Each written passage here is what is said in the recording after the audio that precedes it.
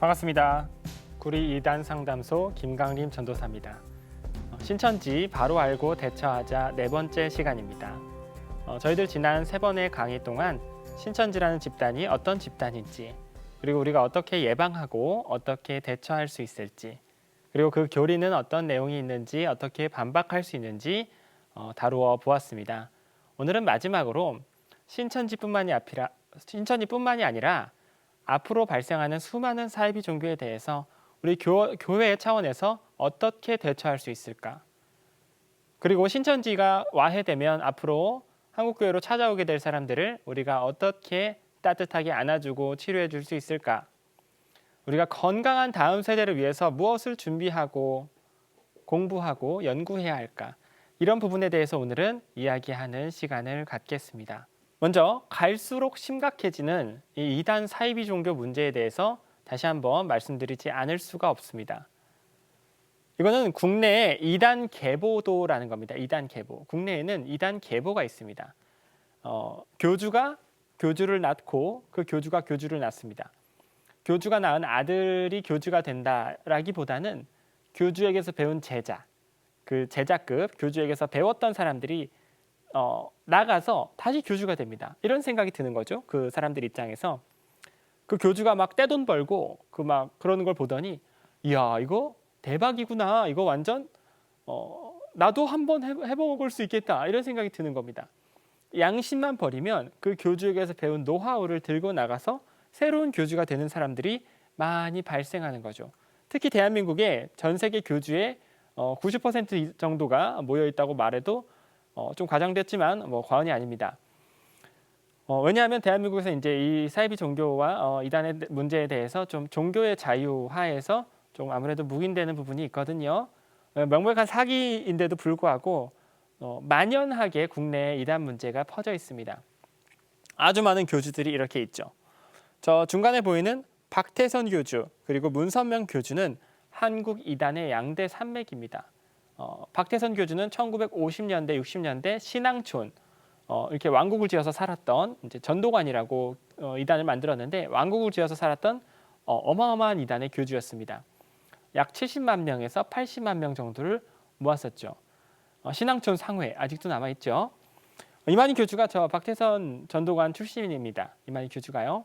또 문선명 통일교 역시 어마어마한 그 기업화된 형태의 이단 종교죠.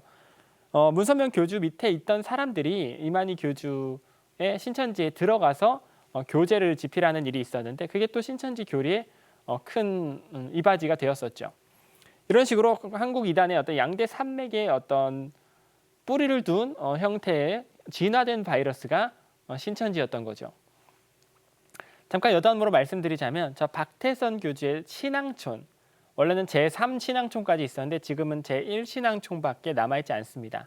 거기 가보면 이렇게 막 시골 오래된 집들이 있어요. 거기 가보면 그 당시 박태선 전도관에 빠졌던 분들이, 그러니까 지금은 할머니 할아버지가 되신 분들이 거기 계세요. 거기 계십니다. 가보면 질문을 하면요, 그 사람들이 박태선 교주가 돌아올 거라고 믿습니까? 이렇게 질문을 하면 그 할머니 할아버지 분들께서 박태선 교주가 부활할 거라고 믿고 기다리고 계세요. 그분들이 그 전도관에 빠질 때는 청년이었겠죠. 젊은 나이였을 겁니다. 이런 사례는요, 한 사람이 사이비 종교에 빠지는 것이 얼마나 치명적이고 위험하고 그 후유증이 얼마나 무서운지를 보여줍니다. 그것이 전문적인 치료를 받지 못하면 평생 갈 수 있어요. 그렇게 완전히 인생을 잃어버릴 수 있습니다. 그 시골집에, 그 신앙촌에 남아서 여전히 박태선 교주가 부활하기를 기다리고 있는 거죠. 교주가 사망한다고 해서 그게 잘 치료되지가 않는다는 겁니다. 그렇다면 우리가 지금 이 시대에 우리가 저 이단 종교에 빼앗기고 있는 수많은 사람들, 지금 국내에만 이단에 빠져 있는 사람이 200만 명 정도 됩니다. 추산이 돼요. 그러면 청년들, 20, 30대 청년들을 하면 적어도 수십만 명은 될 겁니다. 그 청년들의 인생은 어떻게 될 것인가? 우리가 이런 부분에 대해서 고민해 보지 않고 심각성을 느끼지 않는다면 저희는 건강한 다음 세대를 담보할 수 없습니다. 논할 자격조차 없겠죠. 국내에 벌써 이단 단체가 200개가 넘었고 이단 피해자가 200만 명이 넘은 상황입니다. 이런 사이비 종교의 반사회적인 민낯, 이렇게 가정을 파탄시키고 이거 이제 신천지 가출한 아들 딸 때문에 시위하시는 부모님들입니다. 또 신천지가 학원법이나 건축법 같은 것도 위반하고 거짓말하고 자녀들을 유인하고 가출시킵니다. 그래서 이 정말 사회에 이바지하고 정말 중요한 인력으로서 활동해야 할 젊은 나이의 청년들이 너무나 헛된 곳에 인생을 쏟아붓고 있다는 거죠. 젊은 층이 이단에 빠지는 문제, 젊은 층이 인생을 잃어버리는 문제는 점점 더 심각해져만 가고 있습니다. 지금 신천지 수료생의 연대를 봤을 때, 연령대를 봤을 때 55%, 그러니까 절반 이상이 20대입니다. 이런 현상이 발생하는 이유는요. 신천지 같은 경우는 젊은 청년들 위주의 전략법을 아주 오랫동안 개발했습니다. 청년들이 뭘 좋아하는지, 뭐에 흥미를 느끼는지 아주 오랫동안 개발했습니다. 청년들이 또 막 사회에 나왔을 때 어떤 의심이나 어떤 이런 것도 부족하고 어떤 전문적인 사기 팀이 이렇게 접근했을 때 그거를 이제 현명하게 대처하기도 어려운 게 사실이고요. 또 무엇보다도 요즘 대한민국의 젊은 청년들이 다 고민이 많습니다. 미래에 대해서, 본인의 인생에 대해서 늘 그렇죠. 청년의 시기에는 고민하고 여러 가지 걱정이 많죠. 그런데 이단 사이비 종교들은요. 그런 청년들에게 접근해서 그런 고민할 필요 없다. 이 이단의 말만 잘 들으면, 우리들의 말만 잘 들으면 천국 가고 14만 4천이 되고 영생하고 왕 같은 권세를 쥐게 될 수 있다. 이렇게 마취제를 투여합니다. 아무 고민할 필요 없다. 걱정할 필요 없다. 이 이단의 지령만 잘 들으면 순종하고 전도 열심히 하고 헌금 많이 하고 열심히 거기서 생활하면 천국 가고 희망찬 미래가 기다리고 있다. 이런 정신적인 위안과 극도의 쾌락을 주는 그 이단 교리에 중독성 높은 독약을 투여합니다. 그러면 우리가 어떻게 해야 되는가? 우리의 다음 세대가 안 그래도 지금 우리 20, 30대 젊은 청년들의 그 복음화 비율이 5%를 넘지 못하고 있습니다. 사실상 미전도 종족 비율입니다. 이렇게 희망적이지 않은, 너무나 어렵고 위험한 시기를 맞이하고 있는 상황에서 이렇게 사이비 종교들은 더욱 끔찍한 전략을 구사하고 있다면 우리가 과연 어떻게 해야 하는가 고민해 보지 않을 수 없습니다. 먼저 신천지 같은 경우 추후 행보를 좀 예상을 해보면요. 먼저 더욱 치밀하고 교활해질 것이 분명합니다. 이번 코로나 사태로 신천지라는 집단이 알려지고 이 신천지의 포섭 전략이라거나 건물의 위치라거나 여러 가지 것들이 알려진 건 사실이긴 하지만 그렇다고 해서 신천지가 와해된다거나 그러진 않을 겁니다. 또 신천지가 이제는 커밍아웃하는 방식의 당당한 포섭 전략을 사용한다거나 그렇지도 않을 겁니다. 신천지가 지금까지 연일 폭발적인 성장을 기록하고 그렇게 부흥해 올 수 있었던 이유는 사기 포섭 때문이기 때문에 신천지의 모든 건물과 모든 시스템과 전도 훈련과 내용들이 사기 포섭을 위해서만 진화해 왔기 때문에 그걸 놓을 수 없을 겁니다. 신천지는 오히려 더 숨기는 방식, 더 사람들이 못 알아차리게끔 더 교활하게 숨기는 방식으로 진화하겠죠. 신천지가. 그러므로 사람들이 더욱더 신천지에 대해서 전문적으로 배우고 예방교육을 받지 않고는 정말 알아차리기 어려워질 겁니다. 또 기업화 전략을 구축할 겁니다. 신천지가요. 지금까지는 기업화가 되지 않았죠. 신천지가 어떤 사업을 확장하는, 그러니까 재정적으로 그런 것들을 하지 않았는데 지금까지는 신천지 재정 수입이 다 이제 헌금으로만 들어왔고요. 딱히 기업화하는 그런 시도가 없었는데요. 앞으로는 조금 기업화될 확률이 높습니다. 신천지가 국내에 큰 타격을 받았기 때문에 종교로서의 어떤 모습보다는 기업으로서의 모습으로 나아가게 될 확률이 어느 정도 있다고 판단됩니다. 또 해외 선교 방향도 매우 강화될 겁니다. 이것도 참 걱정되는 부분인데요. 이런 이단들이 국내에서 큰 타격을 입는 일들이 역사 속에서 있었습니다. 국내에서 막 이단들이 부흥했다가 큰 타격을 받으면 이 이단들이 그동안 모아온 세력과 어떤 재정을 이용해서 해외로 나갑니다. 해외로. 조직적으로. 이제 국내에서 잘 전도가 안 되니까 해외로 손을 뻗는 거죠. 근데 해외로 나갈 때 이단들의 특징은 그냥 주먹구구식으로 맨 땅에 박치기 하듯이 이렇게 들어가는 게 아닙니다.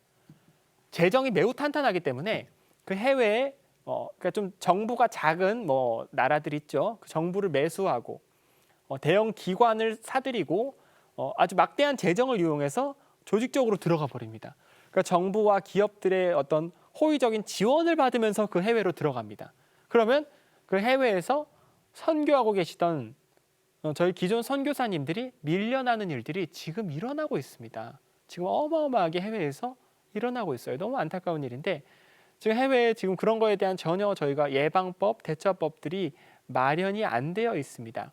저희가 그러므로 자 이거는 뭐 제가 딱히 PPT 준비하지 않았지만 이런 이단들의 해외 선교 이런 거에 대해서 대처하는 것들이 한시바삐 개발될 필요가 있습니다. 바른미디어 우리 조미듬 대표님께서 많이 이런 것들에 대해서 연구하시고 계신데 그분께서는 이제 국내 이단 단체들이 이름을 바꿔서 좋은 기관인 것처럼 해외로 들어가는 경우들을 보시면 그 해외 기관들에게 연락을 하셔서 그 단체가 사실은 어떠한 단체고 어떤 교리를 가르치는 곳인지 알려주신다고 합니다. 그래서 그 기관이 협조를 하지 않도록 그리고 그 나라에 계신 기존의 선교사님들이 피해를 입지 않도록 알리는 역할을 하고 계십니다. 이런 것들이 저는 더욱더 확대되고 강화되어야 한다고 생각해요. 지금 해외 선교가 대단히 위험한 상황입니다. 해외에 계신 선교사님들이 이단의 공격, 조직적인 이단의 어떤 유입에 대처하시는 방법을 잘 모르고 계신 상황이에요. 평생 선교하신 분들이라서 이런 거에 대해서는 국내에서 팀을 짜서 도와줘야 할 필요가 있습니다. 자, 세 번째, 교주가 먼저 하늘에 간다. 이거 무슨 말이냐면요. 지금 이만희 교주가 나이가 많죠. 현재 90세인데 인간의 수명상 뭐 영원히 살 수는 없을 겁니다. 사망하게 될 텐데 그러면 신천지인들이 받게 될 정신적인 충격은 어마어마하겠죠. 왜냐하면 영생할 줄 알았을 테고 이만희 교주만이 이 시대의 마지막 희망이라고 생각했을 테니까요. 그런데 그 교주가 덜컥 사망하면 신천지인들이 받게 될 그 충격과 그 신천지의 어떤 와해가 걱정되는 사람들은 신천지 지도부일 겁니다. 그래서 최근에 신천지 탈퇴자들의 이야기를 들어보니까 그 교주가 사망할 수도 있다. 이런 교리를 가르치기 시작했습니다.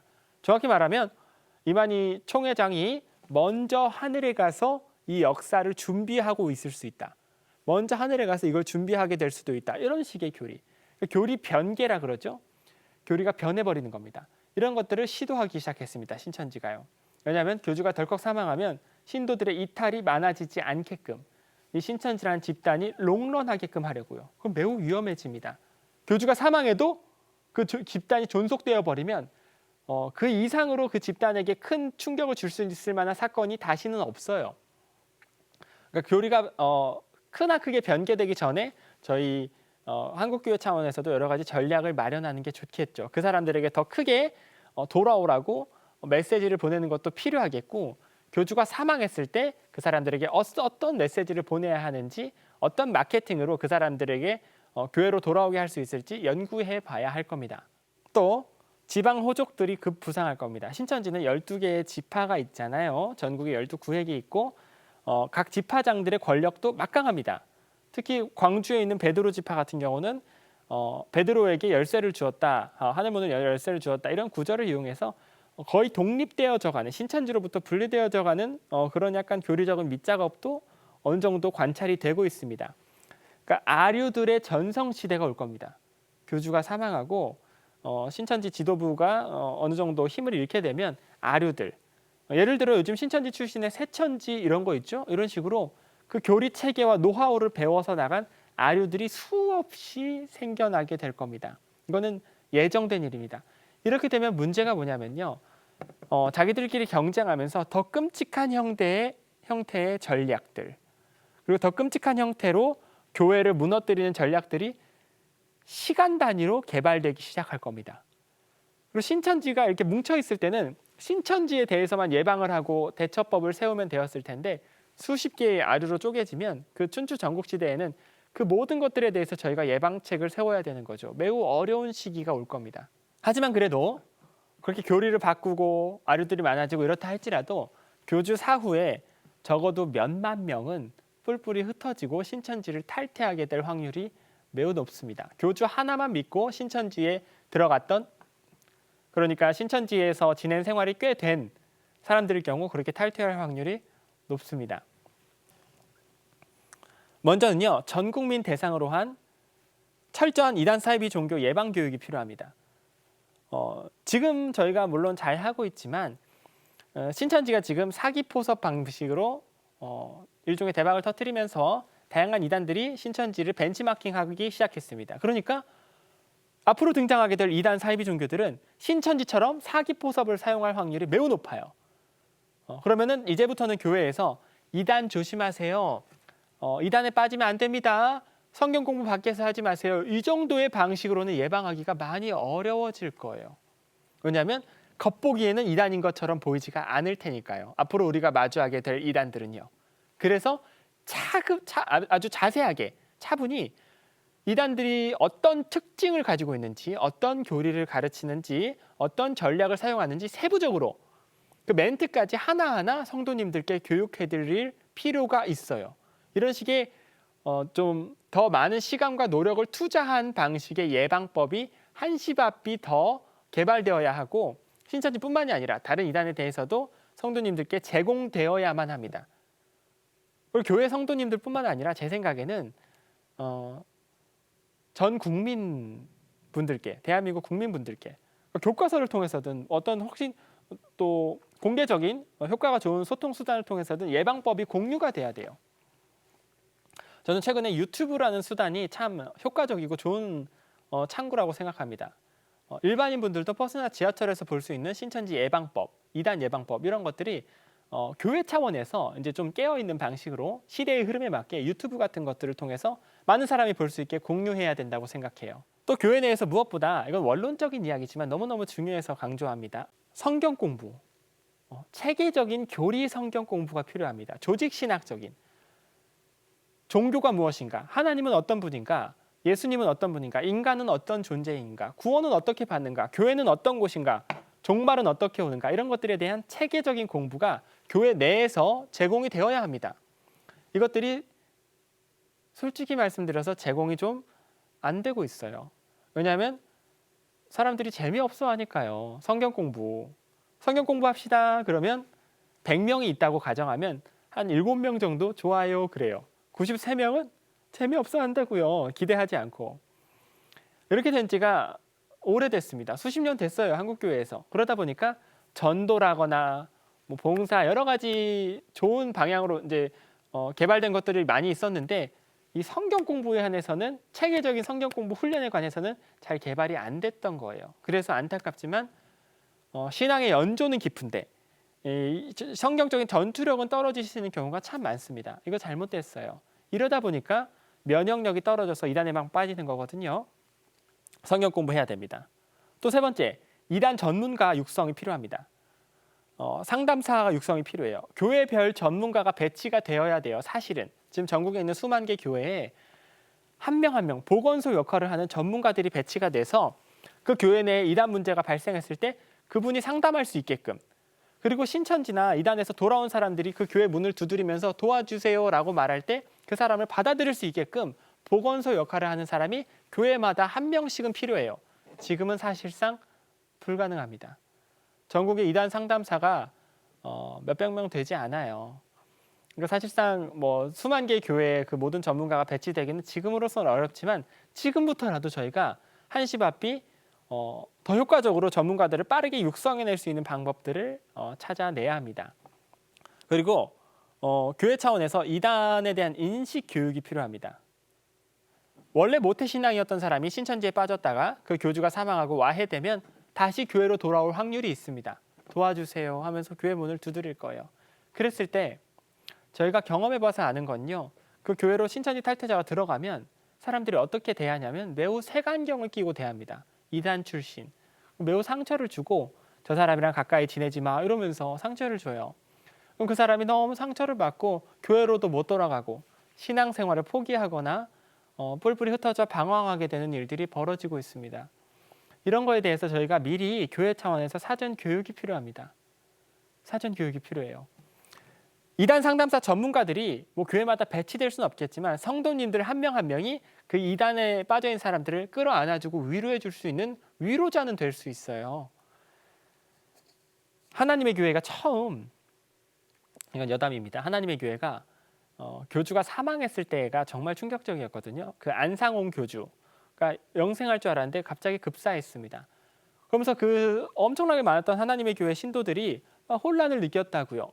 그게 몇 년에 아주 황금기가 있었어요. 그 교회 차원에서 그 사람들을 치료할 수 있었던 황금기가 몇 년이 있었습니다. 그런데 우리가 그 시기를 놓쳤고 이인자, 지금 장길자 교주, 어머니 하나님이라고 불리죠. 그 장길자 교주가 그 남아있는 신도들을 다시 흡수해서 다시 하나님의 교회를 부흥시키기까지 그 몇 년의 소중한 시기를 저희는 그냥 바라만 봐야 했어요. 왜냐하면 교회에서 아무 준비도 되어 있지 않고 전문가들도 없었으니까요. 이제 이만희 교주 사망하면 사람들이 또 충격을 느끼고 혼란을 느낄 겁니다. 언젠가는 몇 년이 지나면 수습되겠죠.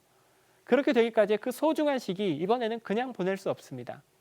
각 성도님들이 이단 문제에 관심을 가지시고 미리 인식 교육을 받으셔서 그 탈퇴자들이 발생했을 때 색안경을 끼고 밀어내는 것이 아니라 안아주고 위로해주고 교회에서 끌어안는 것들을 마음적으로 훈련이 되어 있어야 돼요.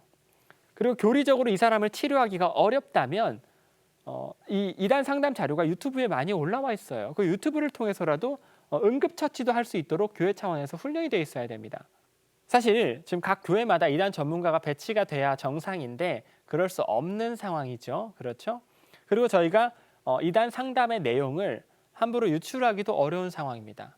왜냐하면 이단 상담 내용을 유출을 해본 적이 있었어요. 저희가 어떻게 신천지인들에게 이것이 사기인 걸 깨닫게 하는지, 그들이 어떻게 돌아오게 하는지 이런 내용적인 부분들, 노하우들을 외부로 유출을 해봤더니 신천지로 그게 들어가더라고요. 그리고 신천지에서 그거에 대한 역반증을 가르쳐 놨어요. 사람들에게, 신천지인들에게. 그러면 상담할 때 그게 아무 효과가 나타나지 않게 되더라고요. 그래서 상담소 방침상 저희가 상담 자료를 외부로 유출할 수가 없게 된 겁니다. 그 상담 유출도 불가능하고 당장 상담 인력도 부족하다 보니까 참 안타까운 상황이죠. 그래서 만약에 그 교회에 정말 심각한 경우의 사례, 이단 탈퇴자가 발생했다거나 전문가의 도움이 정말 필요한 경우, 신천지 오래 있었다거나 아니면 그 교회가 여건상 이 사람을 정상적으로 치료하기가 어렵다고 판단되시면 그 신천지 탈퇴자분 있죠? 그 교회 문을 두드리는 사람을 상담소로 보내주세요. 저희 상담소에 클리닉 과정이 있습니다. 이 클리닉 과정을 이수 후에 다시 교회로 돌아가게끔 하시는 것이 매우 추천해 드릴 만한 일입니다. 저희 클리닉 과정은 3개월의 과정이 있습니다. 후속 교육이라고 부르고요. 3가지 범위에 있어서 치료를 합니다. 첫 번째, 교리적인 치료. 신천지에서 배웠던 것들을 씻어내는 과정이고요. 두 번째, 인간관계에서의 치유. 그 탈퇴자분들끼리 모여서 공동체를 이루어서 같이 레크레이션도 하고 같이 여행도 다니고 새로운 인간관계를 시작해야 돼요. 이단에서 빠져나온 사람은 인간관계를 0에서부터 새로 시작해야 됩니다. 그거를 도와드려요. 그리고 심리적인 치료. 이거는 가족관계를 통해서 그 사람의 심정적으로 상처받고 배신감 느끼고 괴로워하는 부분을 위로해드리는 치료가 필요합니다. 그리고 3가지 복합적인 치료가 있어야만 그 탈퇴자가 정상적인 일반 생활로 돌아갈 수 있습니다. 이거를 교회 차원에서 감당할 수 있는 방법들을 연구하시고 팀을 꾸리시는 게 좋아요. 이거는 뭐 대단한 노력이 필요한 게 아니고 사랑과 관심이 필요한 부분이거든요. 물론 교리적인 치료는 전문가가 필요하지만 이거는 그래도 어느 정도 저희가 공개할 수 있는 선에서 유튜브로 공개를 해드리고 있기 때문에 점점 저희가 효과적인 수단들을 통해서 교리적인 치료는 메꿔드릴 수 있을 겁니다. 그 외에 인간적인 치료, 공동체적인 치료는 교회 차원에서 훈련하면 가능한 부분이거든요. 네, 오늘 저희 이렇게 짧은 시간 동안 앞으로 우리가 건강한 세대를 위해서 무엇을 준비해야 될까 다루어 보았습니다. 제가 아직 전문가도 아니고 부족해서 아직도 공부하고 있는 입장이다 보니까 제대로 설명해 드리지 못한 부분이 많고 제대로 짚어드리지 못한 부분 많은 줄로 압니다. 부족한 종 더욱 열심히 공부하고 연구해서 한국 사회, 한국 교회에 필요한 또 이단 상담사로 되기 위해서 더욱 노력하겠습니다. 또 이 강의 열심히 들어주신 우리 모든 분들 더욱더 이 이단 사이비 문제에 관심 가져주셔서 마침내 나아가 이 대한민국이 사이비 청정국이 되기까지 노력해 주셨으면, 함께 싸워 주셨으면 좋겠습니다. 4번의 강의 동안 긴 시간 동안 집중해서 들어주셔서 너무나 감사드립니다. 감사합니다.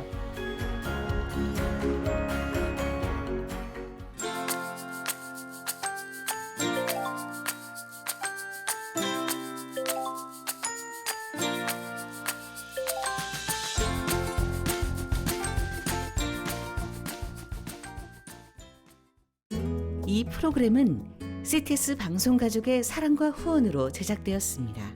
후원 전화 02-6333-1003번, ARS 060-808-1004번으로 전화주세요.